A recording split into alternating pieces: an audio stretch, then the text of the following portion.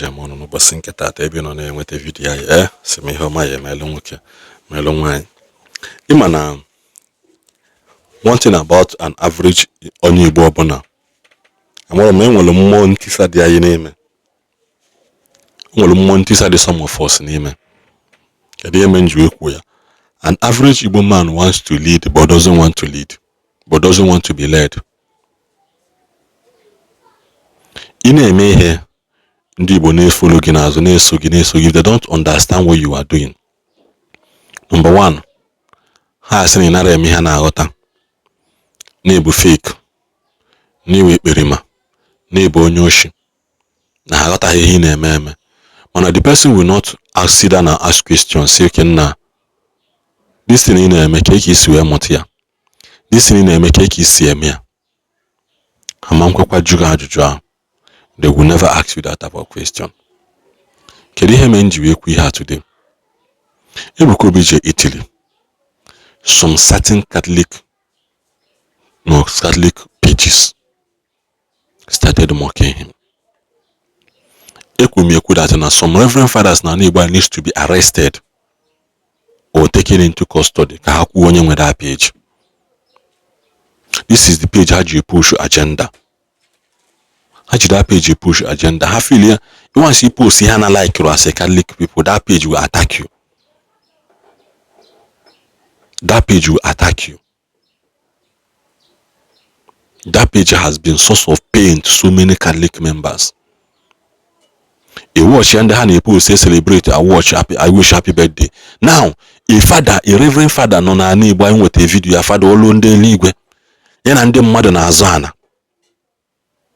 And you call yourself a reverend father name you need to post to page that slanders your own fellow reverend father. You need to follow page that that mock anything that has to do with something sacred they don't understand. Ebuka Obi Italy, he was clothed with the Italian regalia to welcome him. Ewulia kpolia n'ọnụ kpalibia page kpalibia mewe nkọzọ dị iche iche. Mana Tinubu ya abịa anigba eyibi efe ndị Igbo. That people doesn't make mockery of him. Oja na house eyibi na house to the level that na nwunye Tinubu Reme Tinubu biala anigba today ichie ya ihe nwa na echili ya. Inye chieftaincy title nwanyị. Which seems to ndị na like attacking her, which I have said it. Father Ebubedike should be held and responsible, should be held accountable and be arrested. Kokwu onye nwe that page. Na-ekwu ekwusi ike. Ọ bụ na ọ mara, he will need somebody to know that knows somebody that knows somebody that knows that page. That page doesn't just grow on his own. Enwere ndị na control ya, and they are not far from us. They are not far. We are nice now slander people. Igbo Catholic priest got ihe na-eme emegi ihe mere ebube monso. Ebuli ndị otu Ebuka Obi are de kolage. They will be the first to throw the stone. Once say react, bam. Ona akunu si eme kwekwe ona akunu si eme. Mana you will be the first to throw that stone. I say that he that lives in a glass house doesn't throw stone. Ebune Catholic Church, today your chaya. A man seem no fear man that there.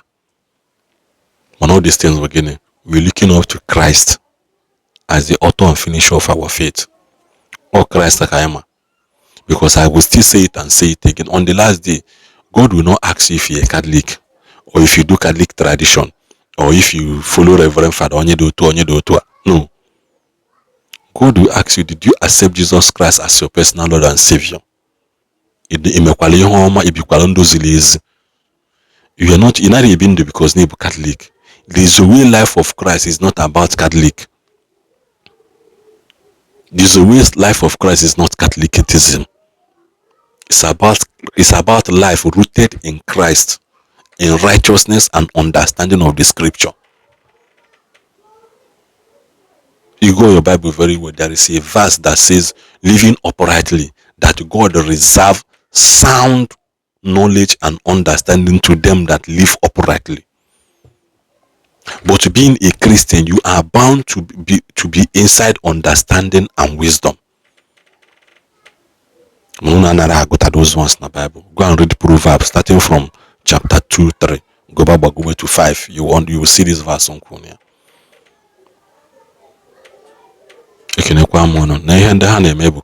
This time around. Okay. So this adoration he posted one piece written by Nigerian Catholics, unofficial. Onya wede Olodo uprising. I say I'm a Catholic. I'm Catholic. I'm born Catholic. And we buy Catholic. But he went to Italy dressing like Pontius Pilate and did his usual program like his fellow non-Catholic daddies and came back without visiting Vatican to participate in the Pope's general audience as a pilgrim. I pity many of you so-called Catholics that have derailed and allowed yourself to be deceived. Time is already telling, and no longer time will tell, and no longer time will tell. Olodo uprising. So now, and the only post here this this atoro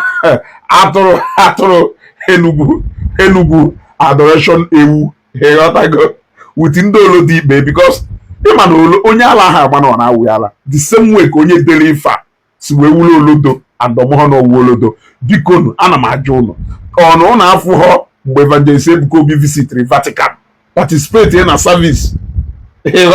Or no now for Evangelist Ebuka Obi visit Vatican City. Yeah? Or no now for and also na Evangelist Ebuka Obi dress like Pontius Pilate. Unko ye ju we pogidunu no be na nke ikpeazụ a. Una ho no ha we ju no yezu ike. Una ho no we ono ha we kwula afa n'ọnụ. Etu a ka o si wee dress aka Pontius Pilate ka o wee kpọgide unu n'obe na nke ikpeazụ a and akpọgidecha n'unu n'obe olesi unu na-echegharịrị mana unu jụ na unu anyị echegharị nekwe unu nekwe the cross nekwe unu nekwe the cross ịghọtago nekwe unu nekwe the cross unu si na unu nwere intel na Italy ife niile a wee mechaa na Italy. First, unu kwuru na emeghị miracle because na emeghe Italian government will come and verify. Emerie there. Unu nọkwa emeghe there. Even nkwukwa even reverend sisters nya experience encounter. Unu sekwa na ojeho Vatican. Why no oje Vatican? Participate ye na ọchụ nwa ọkụkọ nwa ada ma nwa ọkụkọ nwe ọzọ. As for onye a na-ede ife, I want you to tell me that now, number one criteria for you to make heaven is for you to be a Catholic. Until you confirm to me that number one criteria for you to make heaven is for you to be a Catholic, then I will know. For now, I'm an Anglican. I am not a Catholic. Catholics, Anglican, Pentecostals, the Sabbath, we are all Christians. That is all I know. I know no denomination. I know no denomination. As far as I'm concerned, we are all Christians and we are all from the same body of Christ. So, if you go, on a tegari omunule, on a neri omun amusu, on a nato munalo, on a bu apanu boom, how do you eh? Only deliver how shameful Koya do to you, realizing that Evangelist Ebuka Obi actually went to Vatican City and participated in the same so-called he didn't go there because of you. He went there because he wanted. Oh my God! He fell in the wound, and the Ewu and the Flave Adoration Enugu posted it. Nenu caption ojiwede. Nenu kangba caption odel. He wasn't even informed about anything. On Ewu na art. No information. Ono mountoro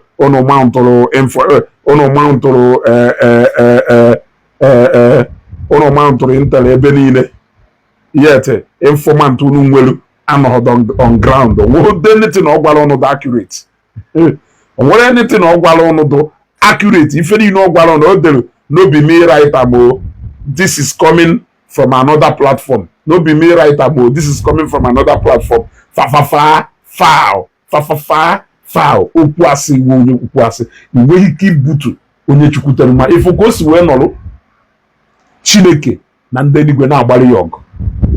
Okwu asị niile unu sikọnyọrọ na Johnny Evangelist Ebuka Obi to Itiria backfire because ife niile ahụ unu kwuru okwu asị ifele ọhịa eme unu kịta.